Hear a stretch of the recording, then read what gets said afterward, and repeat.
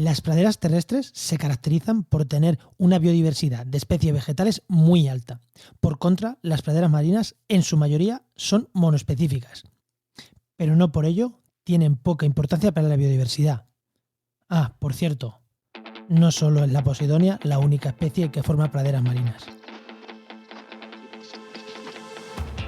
Comienza Actualidad y Empleo Ambiental, un podcast de Juan María Arenas y Enoc Martínez.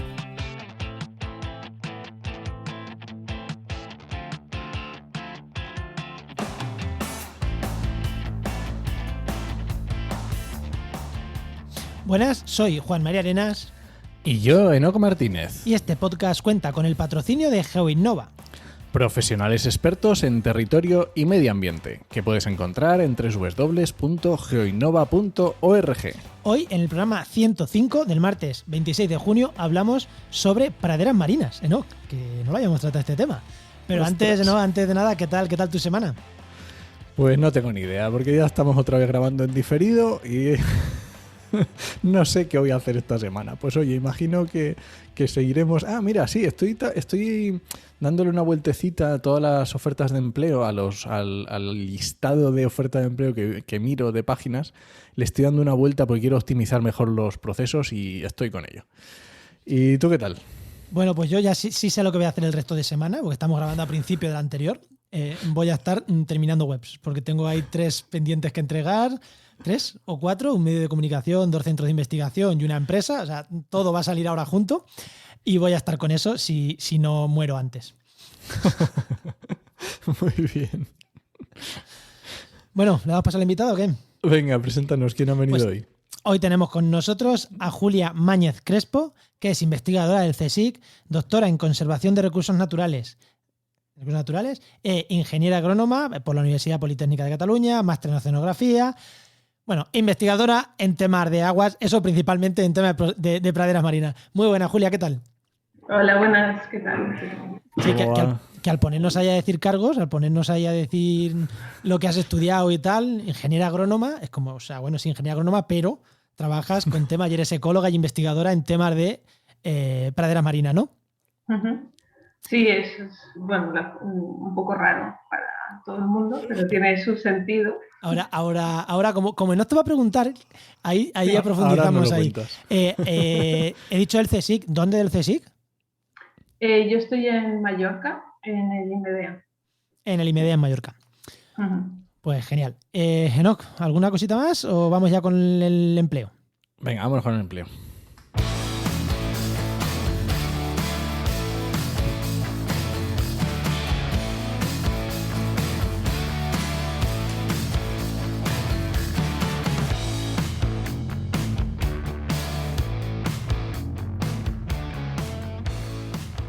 Bueno, aunque hoy ya nos ha hablado Enoc un pelín, que ha dicho que está revisando las ofertas de empleo, ya sabéis, y si no lo sabéis es porque no soléis escuchar, que Enoc es director de la web www.trabajamediambiente.com, que es el portal de ofertas de empleo en el sector del medio ambiente, pues el más importante que hay y el que más visitas tiene. Y también todas las semanas Enoc nos trae un consejito de empleo. Enoc, ¿qué consejo nos trae esta semana? Pues esta vez tengo un consejo de empleo que me lo has recordado tú, que está muy bien. Y es que es normal tener una crisis existencial cuando acabas de estudiar algo, ya sea la carrera, la FP, yo qué sé, algo que te ha llevado tiempo estudiando. Es normal que cuando acabes digas, ¿qué hago con mi vida? ¿Vale? Doctorado. Así que es importante pararse, respirar y elegir los siguientes pasos, porque no tiene por qué seguir estudiando un máster, un doctorado, etc. O sea, no es obligatorio. O sea, a veces es mucho mejor pararse, a lo mejor intentar empezar a trabajar y luego a lo mejor pensarse el tema de hacer un máster o a lo mejor luego volver y hacer el tema del doctorado. Pero no pasa nada, podemos pararnos, esperar un poquito, pensarlo y decidir qué pasa con nuestra vida. A veces el seguir estudiando es solo como dar una pata para adelante y no pensar y decir, venga, pues sigo otro año más, otros 2 años más. Así que tranquilidad. Aquí respirar. Es curioso porque cuando te metes a un máster continúas con tu carrera tal cual, máster parecido, y cuando te paras, yo si me hubiera parado a lo mejor no hubiera hecho el máster, que, hombre, me encantó, pero muchas veces ese parón te hace decir, no, voy a meterme en un máster de esto, del otro. La calma creo que viene guay. Por eso te recordé este consejo y lo teníamos ahí pendiente. Bueno, venga, pregunta a nuestra invitada. Bueno, a ver, Sé que te mola, Julia, la pregunta que le hacemos a todos, cuando eras pequeña, ¿qué era lo que querías ser de mayor? Pues suena muy, muy típico, pero yo soy de una familia, somos 3 hermanos y 3 hermanas mayores, que los domingos escuchan los 40 principales y yo quería ver documentales de la 2. Y quería ver ballenas y mi padre siempre dice que desde muy pequeña quería salvar ballenas, cosa que ahora no es mi área para nada de conocimiento, pero sí. ¿Porque vivías en una zona de costa? No, yo nací en Alicante, Ah, pero vale. desde muy pequeña me fui a Cataluña y no vivía, al contrario, vivo cerca de un parque natural, de la montaña, vamos, que no, pero no sé. Los genes marinos alicantinos corren por mi sangre, no sé. A ver, los delfines nos gustan Supongo. incluso a los de la Mancha, ¿eh? O sea que tampoco... Ya, claro, Bueno, ¿y claro. cómo te decidiste por qué agrícola? Porque una vez que llegas a elegir la carrera, si piensas que te gustan los documentales de Dadoz, a lo mejor hay otras cosas antes que en agrícola. Claro, claro. Yo empecé ciencias del mar, pero por razones personales, económicas, tuve que dejar la carrera y me volví a Cataluña y ahí pues me busqué un curro y encontré una carrera que tuviese más salida. Me habían recomendado que la ingeniería iba a tener más futuro que biología o... Y estaba un momento en ese momento como lo que toca es renunciar, es decir, tengo que seguir ofuscada y dije, pues, ingeniería agrícola porque tenía acuicultura y era como una salida marina. Ah, qué Porque yo guapo. me especialicé en animales. Y Vale, vale, vale. entonces hice la carrera. Al segundo año me fui a hacer las prácticas de empresa al Institute of Marine Research de Noruega. A Noruega, nada más y nada Claro, menos. en temas marinos de acuicultura. Y ahí como soy muy, o sea, como muy, así, como que tengo muchas inquietudes, mi jefe de allí me dijo que tenía que acabar un trabajo antes de irme, pero me metí en todos los proyectos que había, todos en el centro de investigación. Y justo trabajé con un chico australiano que está estudiando el impacto ambiental de la acuicultura en el fondo marino. Y ahí dije, bueno, yo quiero estudiar esto. Entonces acabé la carrera y dije, bueno, pues me voy a meter a un máster de ciencias del mar. Y ahí fue cuando recuperé la parte de ciencias del mar y hice las 2 especializaciones como para prepararme a lo que iban a ser mis pares en este momento. Sí. Qué bueno, qué Un viaje más poco, guapo. Sí, sí, sí, me sí. ha gustado mucho el viaje. Sí, sí, sí, sí. O sea, que tiene su sentido. De hecho, al año siguiente volví, cuando acabé la carrera, me dijeron si quería trabajar en verano y volví a Noruega a trabajar allí, o sea que bueno. Oye, Enoch, vamos a tener 2 programas, el que sale esta semana de grabación y el siguiente hablando de Noruega. O sea que, Así es, ya. si, Bueno, oye, si no recuerdo mal, en el programa 104, Pati Villarrubia, hablando de plásticos, también está investigando en Noruega, ¿no, Enoch? o por lo menos estuvo. Yo ahora ya me bailan los países, lo Sí, sí. siento. Ya, la Bueno, pues fuga. me gusta mucho ese viaje para volver otra vez. Está muy chulo. Sí, Sí. sí, sí. Y en el mundo de la investigación, porque claro, ya has dicho que te has cambiado ya. Nosotros, bueno, te entrevistamos porque te escuchamos en el podcast de CSIC, Voces de CSIC Balears, que es un podcast que también pertenece a esta red, y te escuchamos y dijimos, oye, esta chica merece la pena, vamos a traerla. Y ahí contabas que tú te habías ido a investigar a Chile para Sí, terminar también. después volviendo a investigar a España, también por Sí. problemas diversos, ¿no? Pero tú te habías ido a investigar en principio a Chile. El doctorado, sí, de hecho, hice la tesis de máster en Alicante y en temas de impacto ambiental de la agricultura, ¿no? Que era lo que me interesaba, más en minería de datos, más que en muestreos en sí. Y después apliqué pues, a becas aquí, pero como la situación está como está, pues no conseguí la beca. Además, como yo hice una ingeniería técnica, a pesar de tener los créditos, porque hice 2 años de máster y me sobraban créditos para presentarme, pues no todas las universidades lo entendían, porque a Ya, ya, pesar de que ya. está legislado, pues después de que sea, y empecé a aplicar afuera.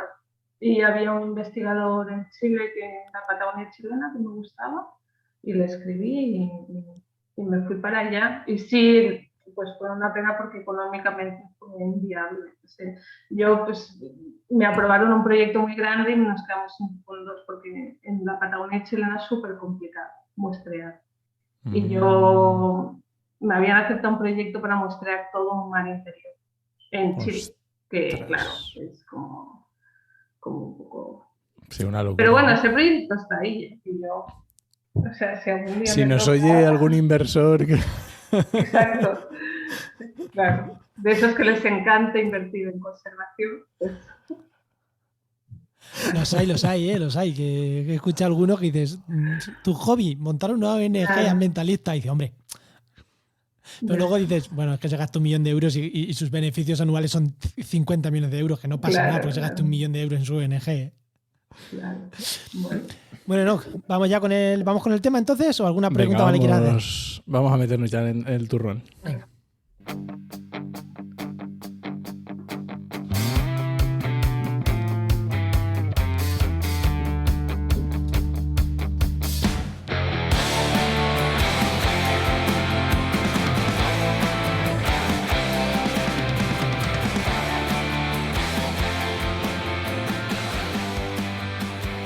En este podcast, en Actualidad de Empleo Ambiental, en estos más de 100 programas que llevamos, aparte de otras muchas cosas, hemos hablado de plantaciones forestales, de cultivos, de bosques, de matorrales, de bosques de galería, incluso de ecosistemas tan peculiares como los prados de siega.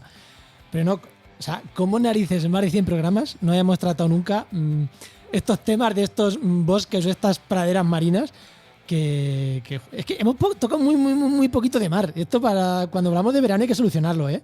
Sí, esto hay que solucionarlo. Pero bueno, el otro día nos dimos cuenta de que no habíamos tratado nada de mar, queríamos empezar a tratar mar y vamos a empezar casi por el principio. Vamos a hablar de praderas marinas, porque son ecosistemas que a mí personalmente me encantan y del que no conozco mucho. Y oye, qué hay mejor que traerte a alguien al podcast a que te lo cuente, y mientras que ya se lo cuenta al resto de esas personas que están ahí, a ese oyente tú que estás ahí escuchándonos. Vamos a empezar por el principio. ¿Qué son las praderas marinas?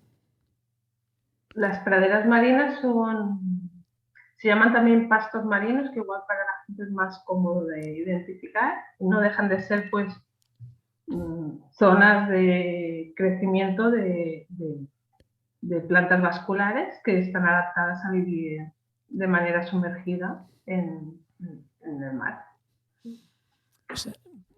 O sea, lo que nos imaginábamos cuando piensas en un pasto en tierra, pero un pasto en el mar. Pero yo creo que una pequeña diferencia. El pasto en tierra es pequeño, poca altura, 5 centímetros, muchas vacas comiendo, o mucho está por ahí. En praderas marinas no todas son así, ¿o sí? Hombre, la cimo tiene hojas muy grandes, pero muy largas, pero sí que viene a ser esto. Cambia vaca terrestre por vaca marina, un dugón, y nos encontramos ahí el mismo paisaje, ¿no? Un poco es, ¿no? Un mamífero que va a pastar en su pradera, ¿no? Y se alimenta herbívoro, un gran mamífero herbívoro, ¿no? Que se alimenta de esto. Que también que aquí no tenemos dugongs, por favor, que la gente no se quede ahí. ¿Qué especie es esta? ¿Qué especie has dicho? Los dugongs, los manatíes y los manatí, vale. Es que yo no lo había escuchado nunca como dugong. Como manatí, ¿no? Sí. Aquí no hay manatís. Vale, y ya lo has dicho, en Mallorca, pero ¿dónde hay praderas marinas aquí cerquita de la península ibérica? Bueno, es que praderas se extienden por todos los continentes, a excepción de la Antártica. Existen praderas de fanerógamas marinas. Hay aproximadamente descritas 60 especies y claro, en función de la zona climática, pues se dan unas, otras o se da conjunto de más de una a la vez.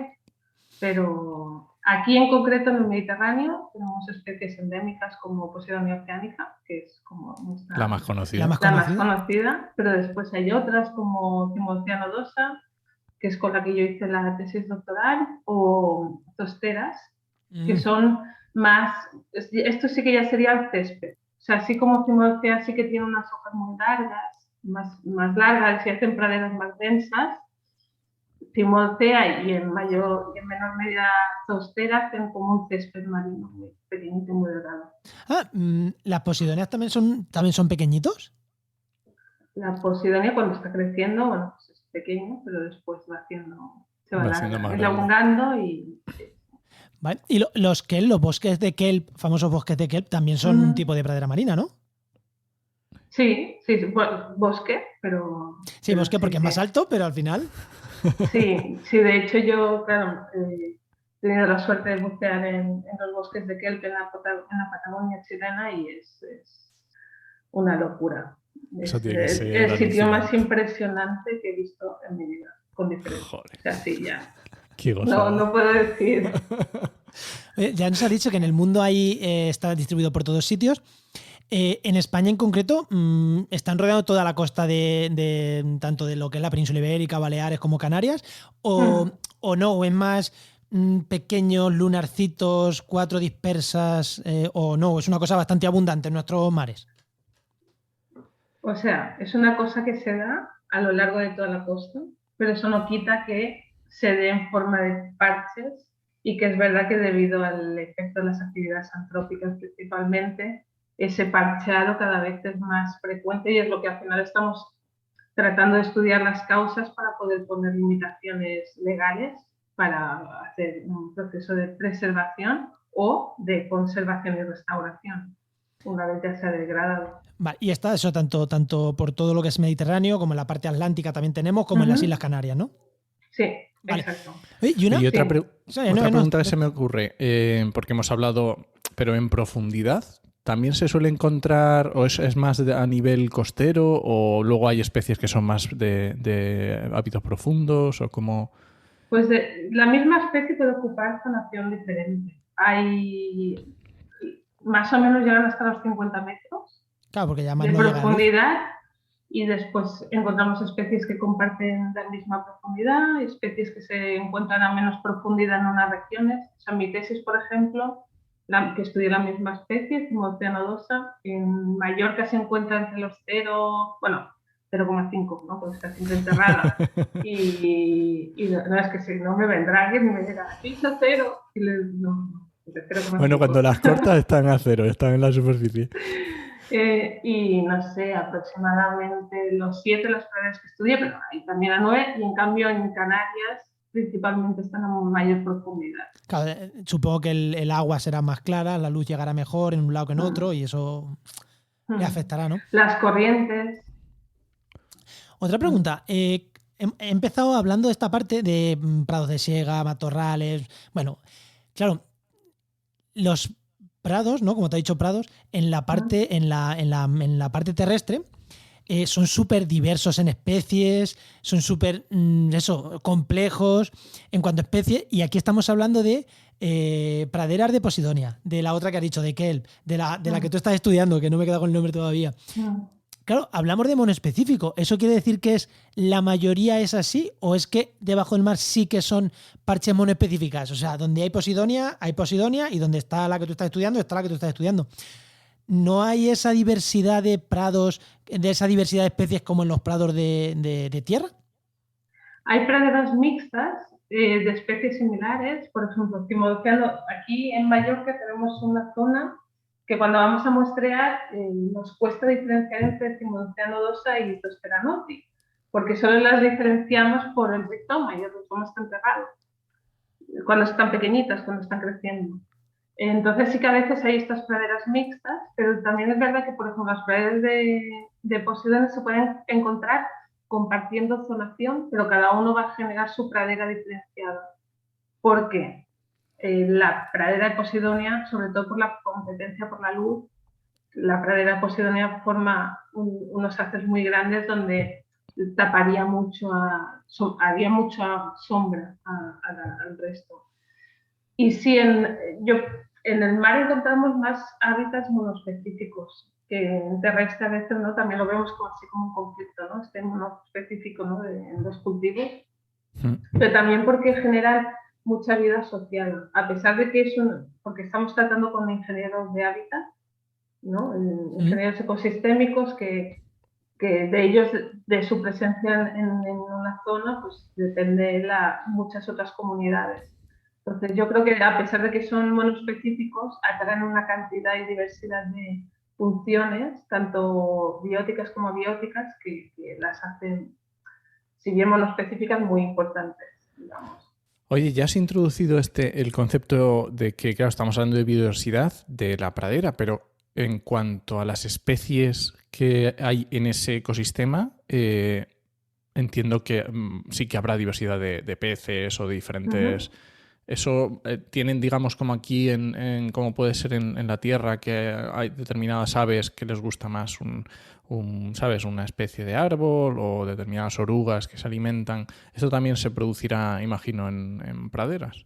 Sí, de hecho, las praderas de Posidonia atraen un montón de especies de peces, sobre todo en las fases más pequeñas, las fases larvales, porque ahí se ponen los huevos y los primeros estadios de desarrollo de los peces están como refugiados, ¿no? de otros depredadores.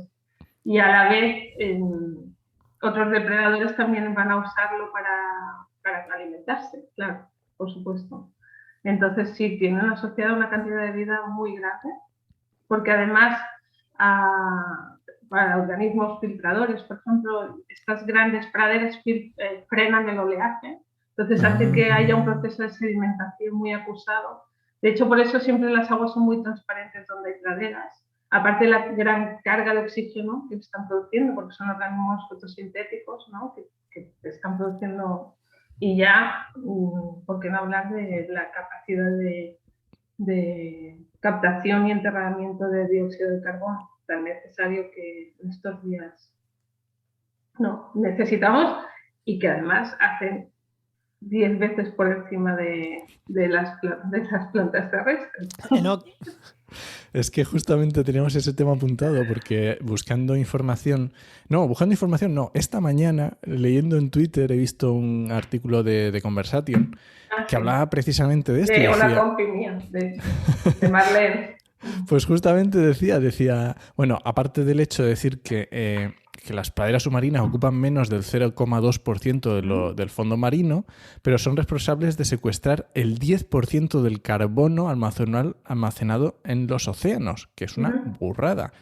Y luego daba otro dato que decía, a largo plazo supera en más de 20 veces el carbono que cogen los árboles terrestres. Los bosques terrestres son 20 veces más las praderas. Y esto también me ha dejado... Te ha explosionado la cabeza. Ya, esto le pasa a mucha gente porque tampoco hace tanto que lo sabemos, también es verdad. Y también cabe decir que estamos hablando de unas especies más que otras. O sea, no tiene la misma capacidad Posidonia oceanica a la que tiene Cimodocea. Y esto es importante. Eso no quita que también tenga la capacidad de captación, porque ya te digo, son organismos fotosintéticos que necesitan captar ese CO2 para generar estructura. Y que crecen súper rápido, ¿no? Yo creo que ahí está también la clave, porque son como, no son como un árbol que genera su tronco, son especies, lo que podríamos entenderos como herbáceas, ¿no? Son herbáceas o no. Sí, pero ves, Posidonia tarda mucho más. Posidonia, de hecho, por eso es tan delicada, es una especie que crece a un ritmo súper lento anualmente. Anda. En comparación con otras especies compis que sí que son, pues eso, más como un césped, ¿no? Que va produciéndose. O sea, que Posidonia crece mucho, pero en muchos años, ¿no? Yo pensaba que era esta típica que es súper, súper rápido el crecimiento. No. Posidonia tarda, pero creo que crece, y esto lo digo con pinzas. Sí, no te preocupes. Creo que crece unos 3 centímetros al año. O sea, que es una cosa muy... Sí, es cortito, es despacio, sí. ¿Y qué altura puede llegar a coger Posidonia? Pues yo he visto hojas de unos 50 centímetros. Sí. O sea que sí que vive, que no son plantitas anuales. Se lo toma con calma. Y bueno, que no sé si sabéis que claro, que son plantas vasculares y que producen flores. Que ahí ya se vuelve loco. Claro, o sea, flores, polinización, o sea, esto ya es... ¿Cómo se poliniza? Esa es una de las cosas que también tenía yo en mente a preguntarte, teníamos en mente a preguntarte, ¿cómo se polinizan estas plantas? Pues hay especies de tostera que se ha visto que se polinizan por las corrientes, pero uno de mis grandes empeños es poder estudiar si los crustáceos pequeños pueden tener una influencia en esta polinización. Porque, O sea, los primos de las abejas, pues que polinicen también a las... ¡Ostras! O sea, que lo normal es que se polinicen por el viento, digamos, por las mareas, pero también podrían existir organismos que tuvieran esa función. Pues sí, yo pienso que sí. O sea, pero piensas que esto no se sabe. O sea, No.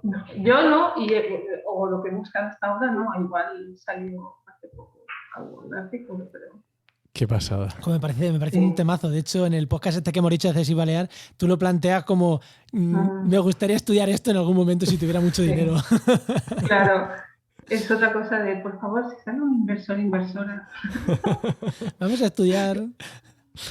No, pero bueno, es verdad que ahora como se está moviendo mucho el tema del blue carbon, para bien y para mal, porque se está capitalizando la naturaleza, y ahí pues, nos generan las controversias.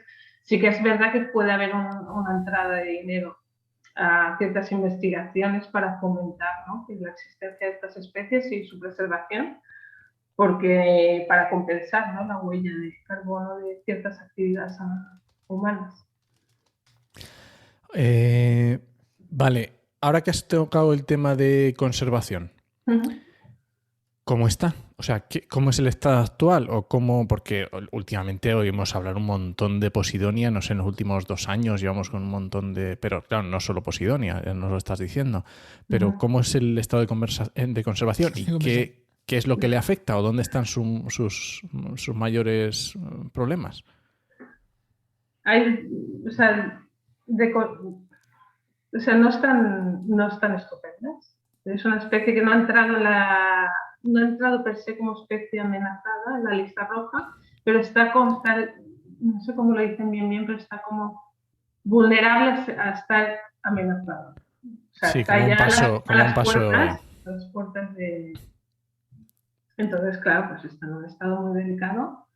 De hecho, en Baleares se hizo una ley pionera, que es la ley Posidonia, para protegerla en cierta manera, sobre todo del anclaje de los barcos, porque aquí estamos en una isla y recibimos una población flotante no solo mediante aviones, sino también por un flujo marítimo muy grande. Y al final, claro, imaginaros, os he dicho que crece súper lenta. Pues si tú tiras un ancla en una elevación del ancla y estás arrancando un organismo que te has dado...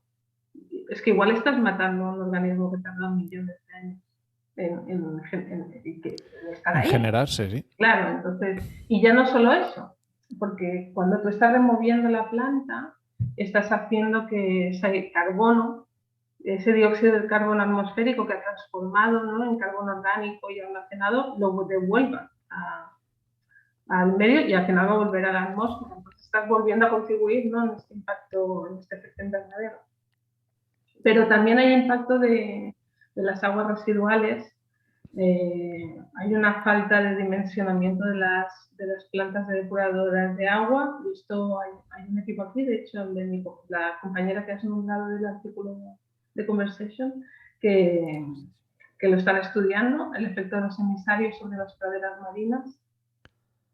Y bueno, calentamiento. La temperatura del agua sube, son organismos sésiles que, si bien se expanden a relación muy lenta. O sea, se reproducen a nivel sexualmente por flores, pero se reproducen mayoritariamente asexualmente generando clones. Entonces, esto digamos que sería un crecimiento que podrían usar como vida, ¿no? Pero esto es limitado. Sí, claro, al ritmo de crecimiento que has dicho, muy rápido no escapan. No, entonces es muy lento y esto las hace muy vulnerables al calentamiento. O sea, tienen un límite de capacidad de tolerancia a las altas temperaturas, y cuando estas se sobrepasan, pues tiene una serie de efectos sobre la planta que, si no ha generado suficiente variabilidad genética mediante las floraciones, pues va a ser más complejo que deje individuos capaces de hacer frente, ¿no?, a este calentamiento global. aquí una puntualización para la gente que nos está escuchando. La misma especie que puede estar en Canarias y en Mallorca, dice, bueno, pues si en Mallorca sube la temperatura, pues hasta que llega a la temperatura de Canarias todavía le queda. Pero no podemos olvidar lo que acabas de decir, la variabilidad genética. Las plantas de Mallorca están adaptadas al clima de Mallorca y las plantas de Canarias están adaptadas al clima de Canarias. Que no porque sea la misma especie van a estar adaptadas a las mismas temperaturas, no. Eso por puntualizarlo, que a lo mejor hay gente que dice, bueno, si es la misma especie, pues es la misma especie. No, o sea, las variedades locales de la misma especie sí tienen mucha influencia, supongo, ¿no? E incluso en el podcast este que hablamos, tú hablabas de que hay diferencias entre unas praderas y otras, diferencias ecológicas potentes por la situación en donde están. Entonces... Claro, de hecho, por ejemplo, comparando Canarias y Mallorca, a nivel muy anecdótico en el país, que se ha conseguido es que las praderas en Canarias de Cimo-Oceano-2 han sido protegidas a nivel local en las Islas Canarias. Y esto es como un hito, ¿no? Porque al final se han protegido por qué razones. Una de ellas es que en Canarias no hay otra especie así tan grande como vemos aquí en el Mediterráneo, como Posidonia. Entonces, muchas de las funciones que aquí hace Posidonia las asume otra especie, Cimo-Oceano-2 en este caso, que en estas islas, cosa que no hace en tanta medida en el Mediterráneo. Entonces, claro, introducimos el factor este de la variabilidad también de la localidad donde estamos y de cómo las medidas de protección deben adaptarse al entorno donde queremos aplicarlas y no así de manera generalizada, porque al final no entiendes de países la naturaleza. Tú le dices, perteneces a España, vale, ya sí, pero bueno, o sea, Atlántico, Mediterráneo son climas. Claro, pensemos que son poblaciones muy separadas físicamente y que estamos hablando de que a lo mejor no pueden conectarse y a lo mejor la vez que estuvieron conectadas hace miles o millones de años. Entonces, claro, pensemos en que la cosa ya ha cambiado de unas a otras. Claro. Sí, de hecho las praderas de Canarias se generaron por un efecto fundador. Es decir, muy pocos individuos llegaron a las islas y las colonizaron. Y son praderas que se reproducen mayoritariamente asexualmente, formando clones. Entonces, su diversidad genética es súper baja. Entonces, cualquier perturbación, o sea, a pesar de que están sometidas a una variabilidad climática muy constante, cosa que las hace estar bastante bien, si llega una perturbación nueva a la que no estén adaptadas, va a ser mucho más complicado para ellas poder sobrevivir, ¿no? Entonces, esto hay que tenerlo en consideración. Un problema has dicho muchos problemas que tienen estas praderas, pero hay uno que no lo has dicho y que sí que me gustaría preguntarte, a ver cómo está afectando. Vale. El tema de las especies invasoras. Y te pregunto porque yo sé que en Canarias hay una especie que ha venido en Canarias, no mentira, en Mallorca, que ha venido del Caribe, y yo sé que en la zona de Cádiz, donde yo vivía hasta hace 2 meses, está Rugulostris okamurae, que tiene arrasada la zona del Estrecho de Gibraltar, Tarifa, incluso se está metiendo más hacia toda la zona del resto de la provincia de Cádiz, incluso en Huelva. Sí, del Mediterráneo, sí, estamos temiendo. O sea, estamos esperando así como... Vale, ¿cómo le afectan estas especies, estas algas invasoras? Porque, o sea, es que son realmente, estas algas invasoras montan praderas de algas y supongo que competirán por el espacio contra estas especies, ¿no? Te pregunto. Sí, no, lo de Rugulostris es una locura y yo no sé esto cómo se va a frenar. O sea, ha sido muy poco tiempo un bloom algal enorme. Las especies invasoras, pues son especies que yo les digo un poco que son unas triunfadoras, porque, o sea, nos guste, ¿no? Ellas han sido capaces de llegar a un sitio lejano y se han adaptado. O sea, ¿no? En ese aspecto, pues son unas campeonas, claro. Los efectos que tienen en el ecosistema que llegan, pues ya no molan tanto. Y bueno, y encima la mayoría de las veces llegan por actividades humanas, de nuevo. Entonces, pues, claro, aquí nos tenemos que replantear, sobre todo con las aguas de lastre, que son las aguas que llevan las embarcaciones y que utilizan para lavar, claro, pues barcos, sobre todo que vienen del Caribe, llegan aquí, como está pasando un proceso de tropicalización, ¿no? del mar Mediterráneo, están aumentando la temperatura del mar, llegan especies que vienen de ambientes tropicales y no se encuentran tan mal. Además llegan a un sitio donde no tienen ningún depredador, porque a pesar de que pensaban, bueno, pues algún herbívoro se los comerá, pero es que para que un animal herbívoro decida probar esa cosa que no ha comido nunca, que está en el mar, va a pasar un tiempo, ¿no? Y en ese tiempo esa especie va a tener capacidad de establecerse. Y ahí es donde nosotros pues empezamos a estudiar el efecto. Antes has nombrado aquí en Baleares, desde el 2011 vimos Alimeda incrasata, que es una especie del Caribe que llegó, la observamos y se está expandiendo, pero muy a sus anchas. No estamos viendo aún, no hemos visto tanto el efecto que tiene negativo, por así decirlo, directamente, pero sí que hemos estudiado la capacidad, por ejemplo, de fijación de dióxido de carbono atmosférico, que es menor al de las plantas. En este caso está ocupando el mismo hábitat, hemos visto, que Monocéano Rosa. ¿Vale? Entonces nosotros hemos visto, vale, hemos hecho un experimento viendo la capacidad que tiene de captación de dióxido de carbono, ¿no? Y pues es menor, esto ya va a ser un efecto negativo, porque si desaparecen las praderas de cimo en detrimento de esta nueva especie, pues vamos a perder capacidad de enterrar, ¿no? Pero bueno, esto está empezando, o sea, no tenemos resultados como concluyentes para decir, pues mira, las poblaciones de todos los peces han desaparecido. No, eso no lo tengo.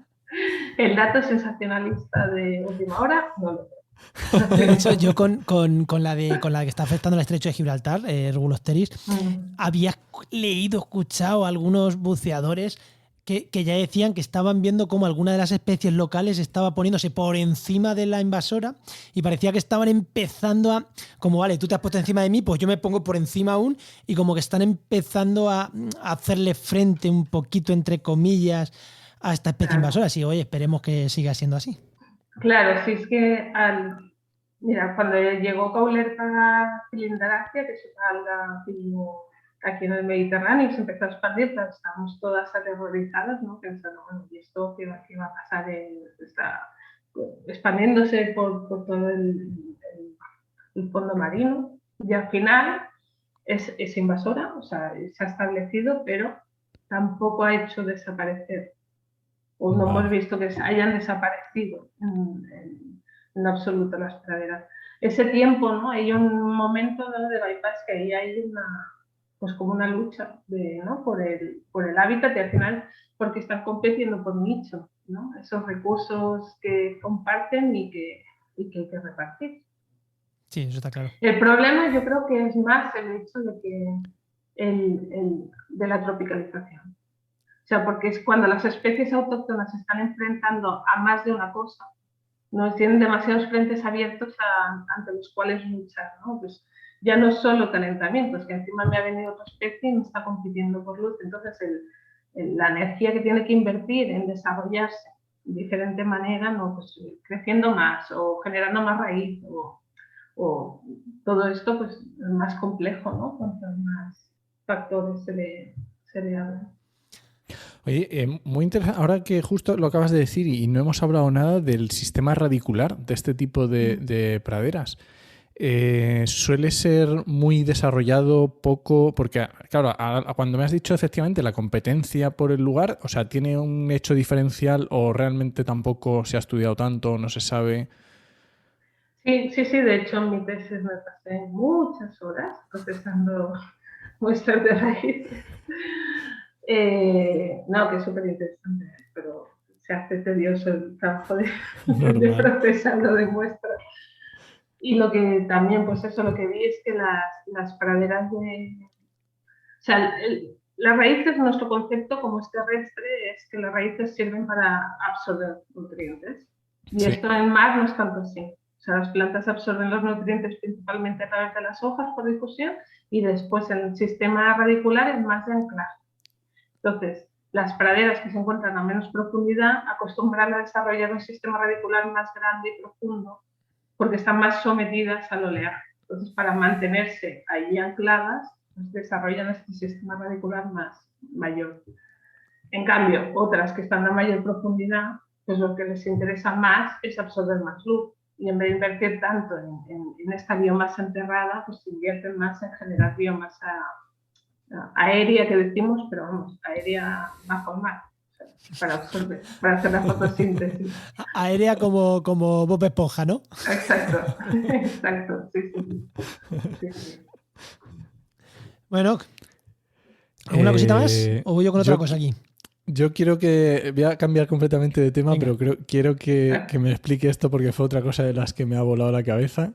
Y es ha salido en varias noticias y se ha oído algo, pero no mucho. El tema este de los microplásticos, el tema de la posidonia, que no sé si es que agregan los plásticos o qué es la historia esta que se ha hablado algo, pero la verdad que yo tampoco he escuchado demasiada explicación o ver si realmente esto va a servir para algo, es simplemente una curiosidad. Bueno, si va a servir, no lo sé, pero lo que estamos estudiando es la capacidad de retención de microplásticos por parte de las praderas marinas. No solo de Posidonia, sino estamos estudiando diferentes especies, porque es un proyecto que hacemos aquí, en Cádiz y en Cantabria. Hay diferentes especies y estamos viendo, pues eso, si en función de la especie tienen más capacidad o menos, en función de si están más cerca o menos cerca de zonas de población humana.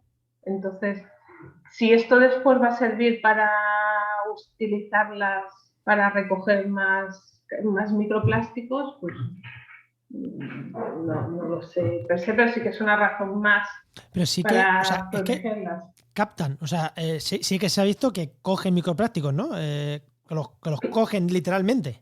Sí.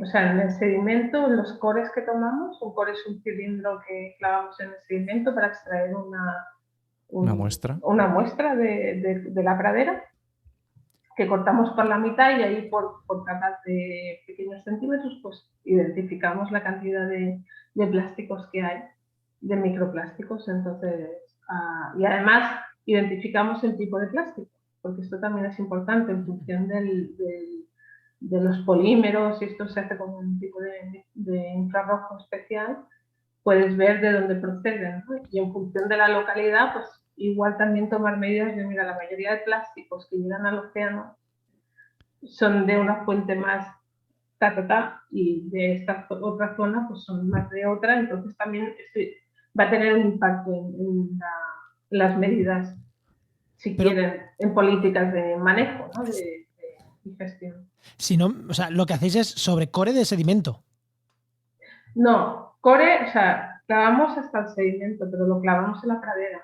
Sacamos desde la parte de la planta o sea, vale, o sea, que donde medís está es dentro de la raíz, dentro de, o sea, sí. lo que es dentro, no es que los capten en plan baje la velocidad del mar y caigan ahí y se queden entre medias las raíces, no, es que lo absorben o los absorben directamente.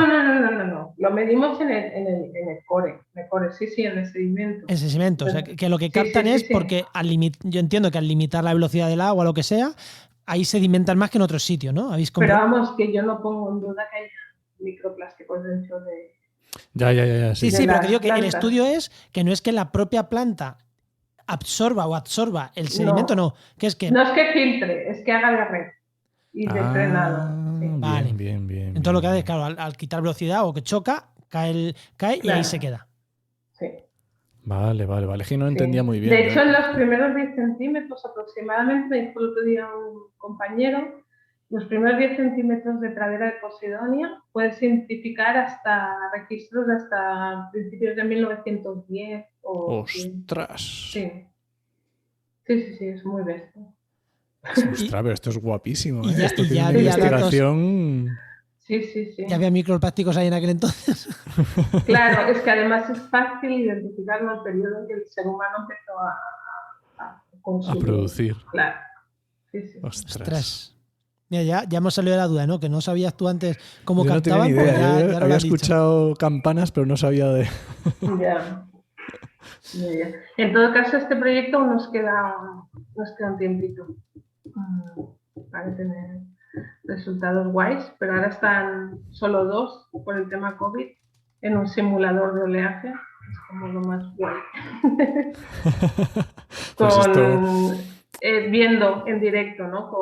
con partículas tal, viendo con trozos, porciones de pradera, viendo cómo el oleaje y el diferente nivel de oleaje puede estar condicionando a este proceso de sedimentación y atrapamiento. No sé si se refiere. Sí, no sé. Captación, ¿no? No sé, yo tampoco. Pero A veces me invento las palabras. cuando terminéis, no lo tienes que contar, ¿eh? Vale. Bueno, Enoch, ¿vamos cerrando? Hombre, yo creo que por lo menos para ser el primer programa que hablamos de ambiente marino, yo creo que ha estado bastante bien. Y yo creo que la gente por lo menos se tiene que quedar con una idea más o menos un poco más aterrizada a lo mejor de lo que, por lo menos yo, de lo que yo tenía, por lo menos ya está un poco más claro. Sí, ya seguro que sí. Oye, si hay dudas concretas, que no lo diga la gente. Y ya profundizaremos en esos temas. Pero es verdad que esta visión general creo que la hemos dado. Pero antes de despedirnos, momento spam. Yo qué sé, ¿dónde te puede encontrar la gente? ¿Redes sociales? Bueno, yo básicamente en Twitter, que estoy como que el Forest. Pero bueno, en el grupo de trabajo sí que tenemos un Twitter de Fiona Thomas Nash Lab, que tenemos Instagram también. Y nada, pues, si puedo aprovechar para decir que la gente se meta en Observadores del Mar para hacer ciencia ciudadana, que es el proyecto de los más bonitos que tenemos, que es para que la ciudadanía participe de la generación de datos y nos ayude y participe y sea suyo, ¿no? Evidentemente. Genial, pues dejamos enlace en la nota del programa. Dicho esto, no creo que de Observadores del Mar, cuando hablamos de ciencia ciudadana, lo comentamos. Me suena, porque lo de Observadores del Mar, yo creo que lo hemos comentado. Si no es aquí, yo creo que sí. Ay, me suena, pero no me acuerdo, la verdad. Es que hace mucho que hablamos de ciencia ciudadana, pero yo creo que sí fue uno de los ejemplos que pusimos de Observadores del Mar. Pues nada, Julia, muchísimas gracias por haberte venido. Muchas gracias, Julia. A vosotros, que estéis bien. Gracias, chao. Chao.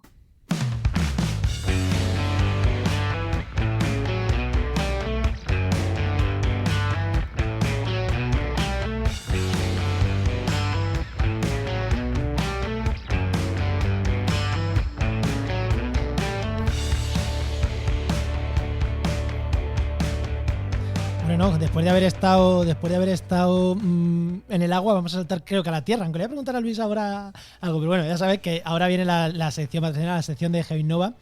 Y como siempre, tenemos como siempre estos últimos programas se va a consolidar como un fijo, tenemos a Luis Quesada, que es director de GeoInnova. Muy buenas, Luis, ¿qué tal? Hola, ¿qué tal estamos? Muy buenas, Luis. Muy buenas.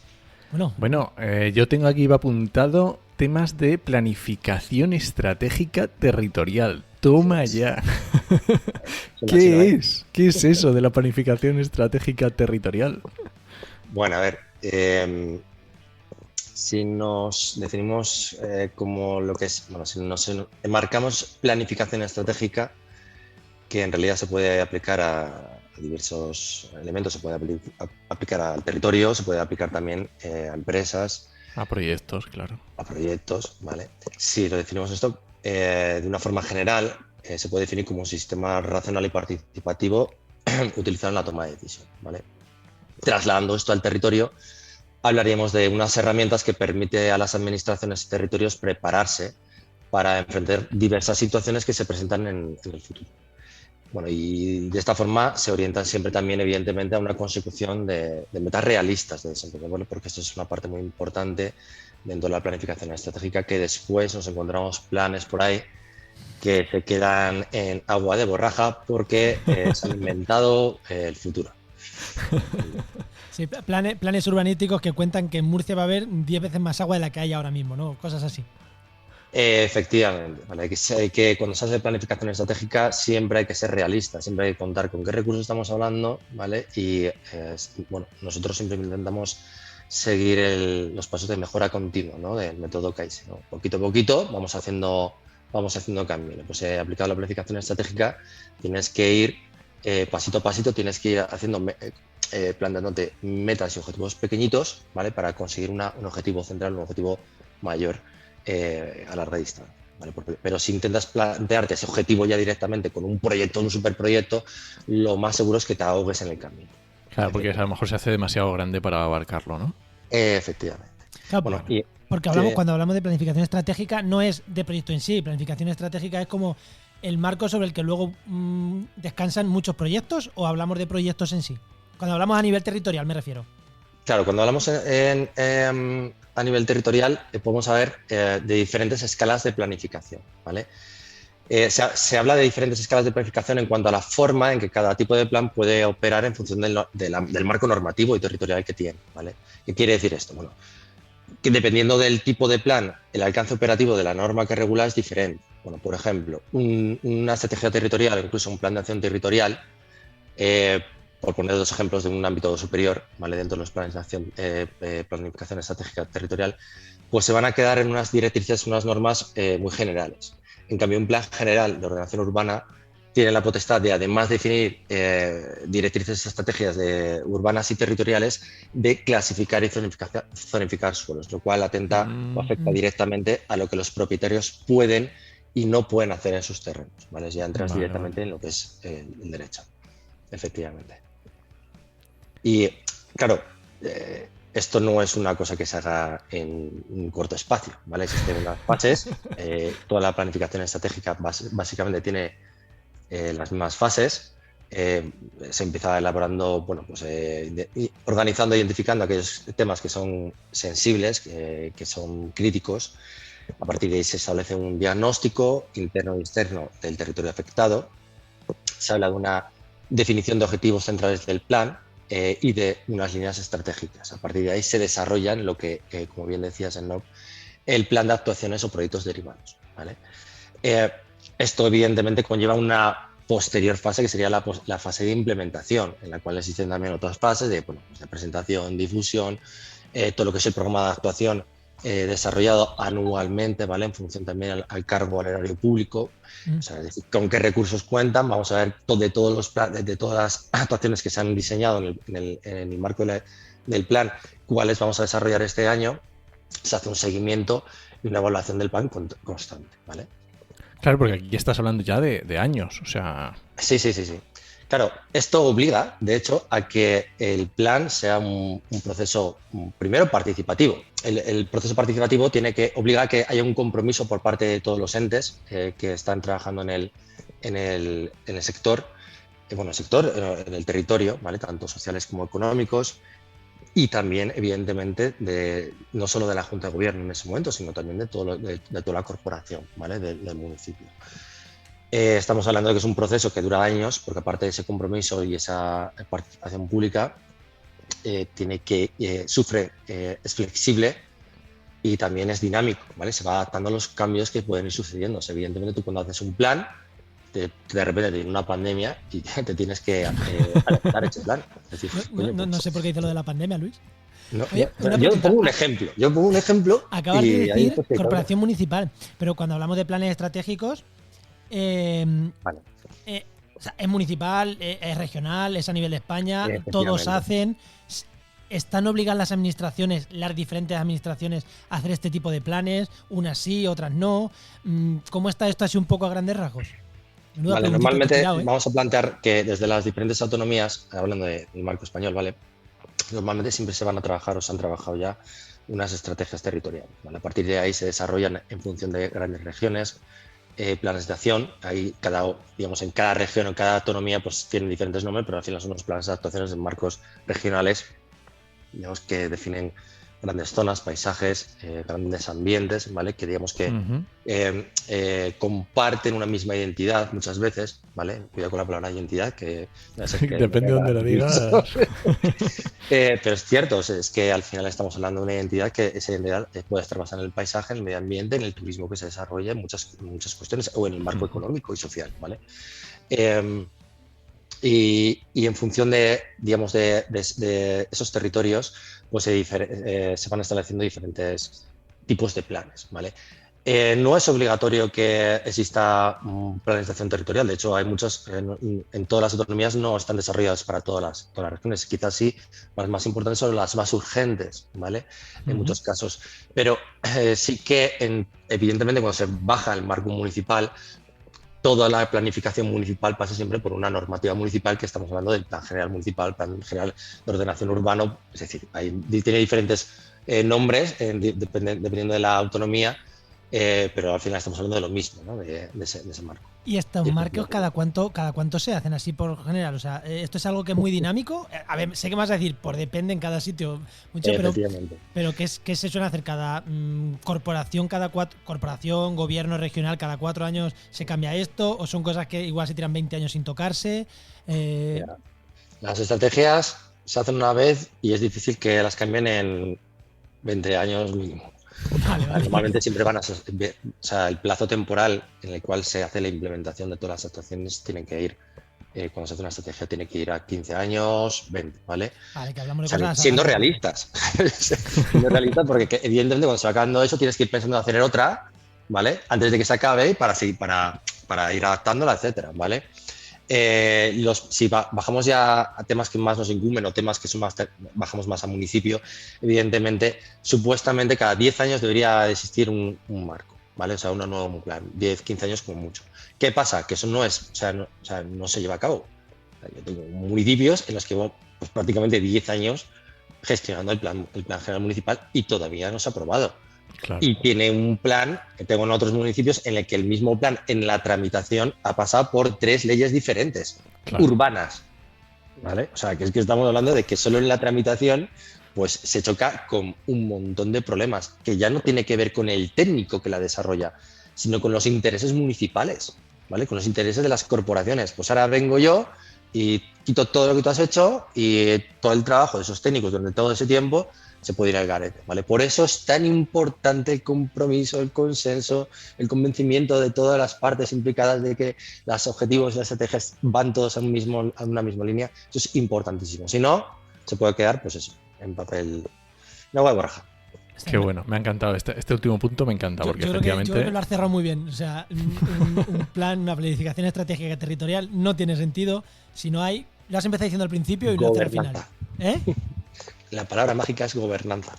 Gobernanza, efectivamente. Sí, de acuerdo, ¿no? Pues nada, Luis, ¿algo más que nos dejemos de esto o en el siguiente programa nos sigues contando cositas de este tipo? Bueno, si queréis ya para la siguiente, os hablo un poquito, bajamos un poco más a escala un caso particular que de los muchos que estamos haciendo a nivel de consultoría en la Comunidad Valenciana y que, bueno, que seguro que está bien bajarlo un poco a la tierra. Venga, pues te dejamos al siguiente programa. Muy bien. Enoch, ¿nos vamos?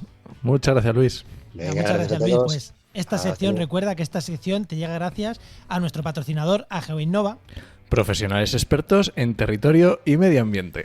Y que puedes encontrar en www.geinnova.org.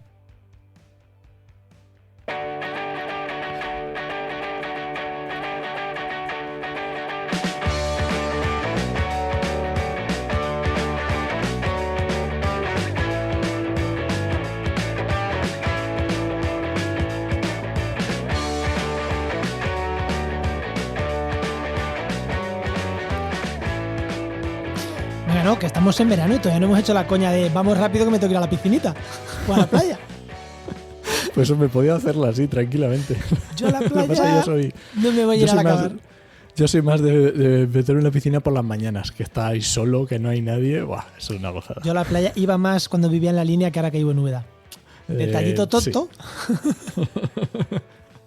Bueno, venga, ¿qué podcast nos recomiendas? Mira, voy a recomendar un programa del podcast de la energía de mi amigo Álvaro Peñarrubia que me encantó porque es, claro, está subiendo, están diciendo los precios de la luz, que está carísima, qué cara, hay que consumir en las horas valle, madre mía. Y se hace una pregunta que es como, ¿vale? ¿Me pongo baterías para almacenar energía por la noche y consumirla por el día? Pues escuchar el programa, pero ya os hago yo spoiler, no te sale rentable. Tardarías, creo que como a los precios actuales, 28 años en amortizarlas. La verdad es que está haciendo unos programas, Álvaro, muy guapos, ¿eh? Sí. ¿Y bueno, tú qué me recomiendas? Yo te voy a recomendar un podcast, pero que es una serie. Empieza y termina. Es una serie que se llama Contra Natura. Está muy guay. Tema de minería en Colombia. Muy, muy guapo. Lo había escuchado hace tiempo y no lo había recomendado y ahora me he acordado. Muy chulo.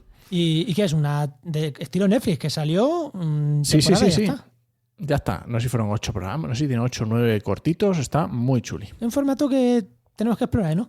Sí, hay que probar algo ahí. Bueno, ¿nos vamos? Venga, vámonos.